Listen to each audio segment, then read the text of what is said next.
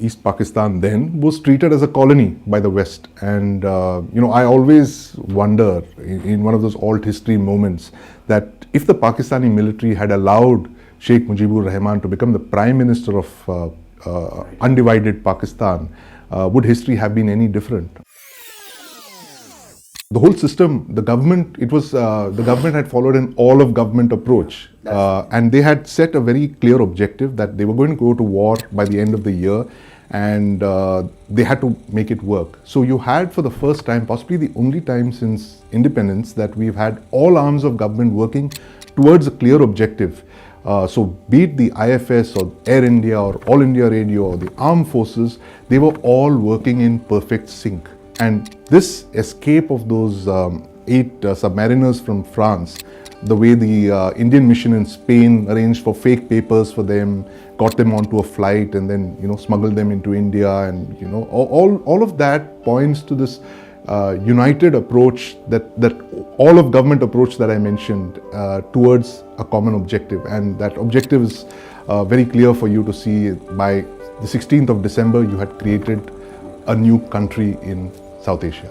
There's something that is, the kind of land that was captured and the number of prisoners that were taken is unprecedented since the World War I. And it's something, it also reflects about how India, a country, stood up for its humanitarian values. And before the world knew what responsibility to protect was, we did what it was to protect those millions of refugees coming.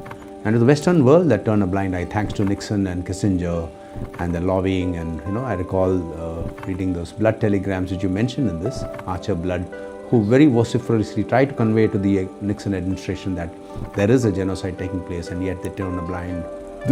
Here is the irony, that you have countries of the West which espouse democratic values just standing by and watching the Pakistani military junta slaughter its own citizens, embark on a genocide of the kind that possibly not been seen since the Second World War, where there was a deliberate attempt made to erase the Bengali race and to create a new race of Pakistani collaborators in East Pakistan. And you had the Western world just stand by and watch this. And you had on the other hand, you had India waging what I call a dharmic war, a war for righteousness. I mean, wars are never righteous. I mean, there's an element of death and destruction and misery. But here is a case of a war that was fought for a righteous purpose, for a good cause, for a just cause, that is to liberate 7 or 8 million people from the yoke of the Pakistani military dictatorship, which the government of India achieved, which is why I call this a righteous war.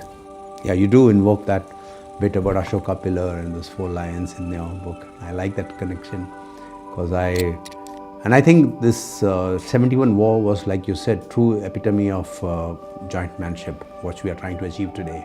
The whole of government approach, and that is something very creditable for having achieved it in those days. I think it is much to the credit of the chiefs then. And I'd like to talk about Nanda much later, but I'll now, who played a stellar role in this whole thing, from being a spectator in the 65 war to what he did in 71.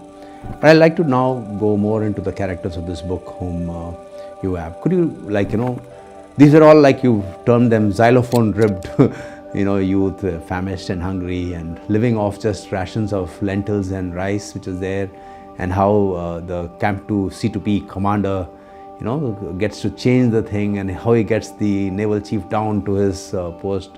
Navy ascetics is looked down. From the NDA days, they call them, we are called Pongos, and so Navy is the sister service. It's the smallest, it gets the smallest budget.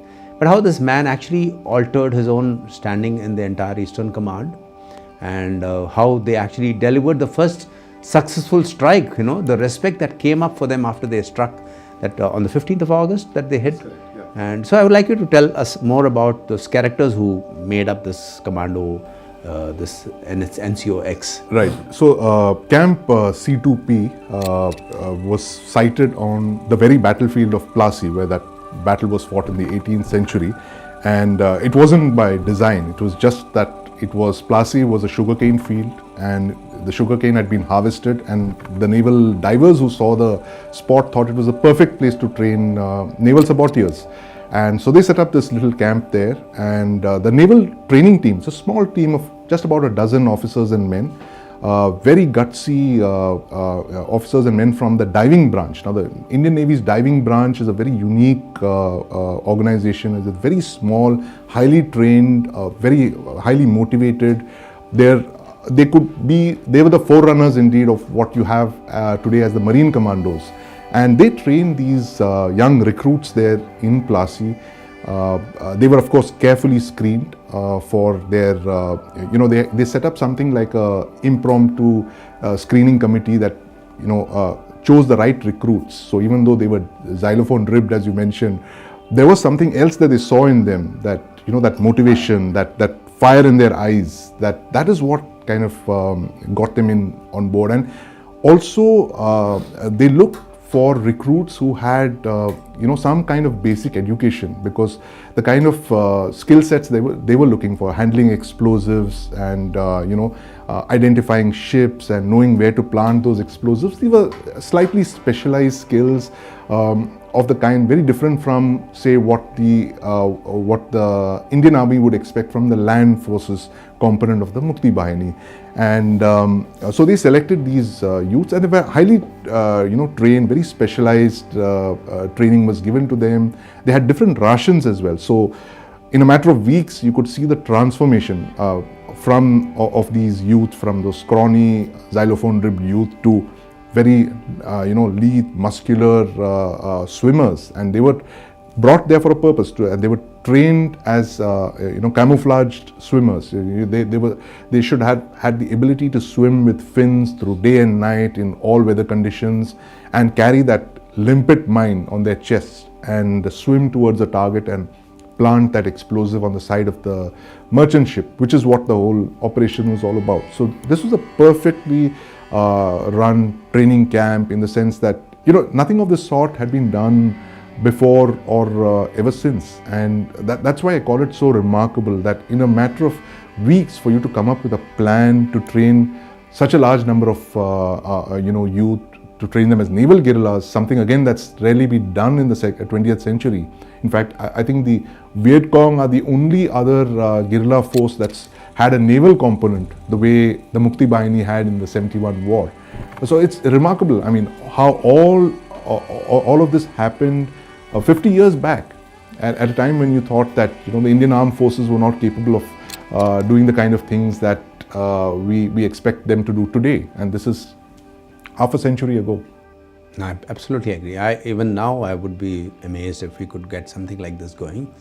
Maybe you turn firstly conceive an operation triggered by the desertion, and then get the whole thing running, and you have the DNI involved, and pick up the right people for the right job. And I think this story is also about having the right people at the right place at the right time. Absolutely. Yeah. And then turning those young, scrawny, little hungry, and tired, after all, they were going through the ravages of Cyclone Bhola, which was one of the world's worst cyclone till date. It killed over 3 to 5 million people.